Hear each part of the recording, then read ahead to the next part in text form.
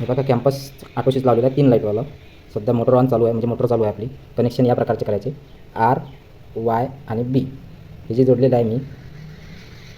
आपल्याला जर सपोज आता ही मी निळी वायर जोडलेली आहे इथं येलो कलरला, आणि ही जी पिवळी वायर आहे हे जोडलेली आहे मी या निळ्या कलरला. त्या कंडिशनला माझा हा जो फेजचा लाईट आहे ना तो ग्लो झाला होता. त्याच्यामुळे मी परत सेटिंग चेंज केली आणि ही वायर इकडे घेतली आणि पिवळ्या कलरची वायर मी इकडे घेतली. त्याच्यानंतर हा जो फेज फॉल्टचा लाईट आहे हा बंद झाला. आता बंद झाल्यानंतर हा मोटर ऑनचा लाईट लागतो आपल्याला 1 मिनिटामध्ये. ज्या टाईमला मोटर ऑनचा लाईट लागेल त्या टाईमला मोटर चालू होईल. आता सपोज मी आता ऑटो मोडमध्ये नाही ठेवलं आणि मॅन्युअल मोड ठेवलं तर मोटर चालू नाही होणार, आणि ऑटो मोडमध्ये ठेवल्यानंतर ऑटो स्विच काम करणार आहे.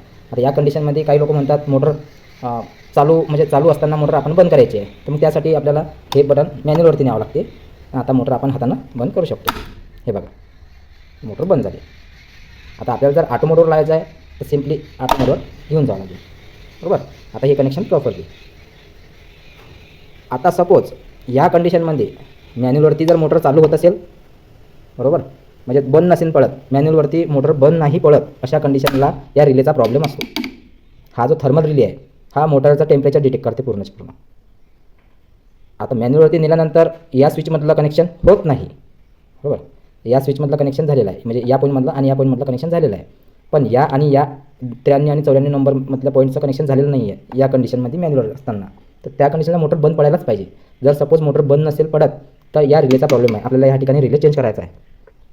अशाच एका ठिकाणी मी आलो आहे आता आणि तिथं मी रिले चेंज केला आहे. हे बघा मी रिले चेंज केला आहे.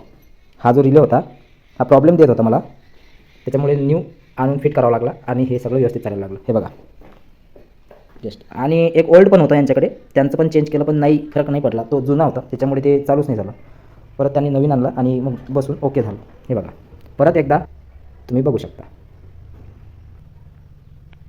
हे बघा या ऑटो स्विचमध्ये आपण ना तिन्हीपैकी कुठलाही एक फेज काढला तर फेज फॉल्ट आपल्याला डिटेक्शन होते. हे बघा झालं डिटेक्ट. आता मी परत हा टाकतो, फेज फॉल्ट नाही आहे. आता मी परत हा काढतो. हे बघा झाला डिटेक्ट फेज फॉल्ट, लाल लाईट लागतो आहे. परत मी आता दुसरा फेज हा 2 नंबरचा काढला, आता मी हा 1 नंबरचा काढतो. सॉरी, आता हा 1 नंबरचा काढतो मी. खूप जाम जात आहे. हे बघा दिसते फेज फॉल्ट. आता मी परत टाकतो. हे बघा आता या शेतकऱ्यांना मोटरची चालू असण्याची काही आवश्यकता नाही, त्यामुळे मी ऑटो काही लावत नाही. ठीक आहे, धन्यवाद.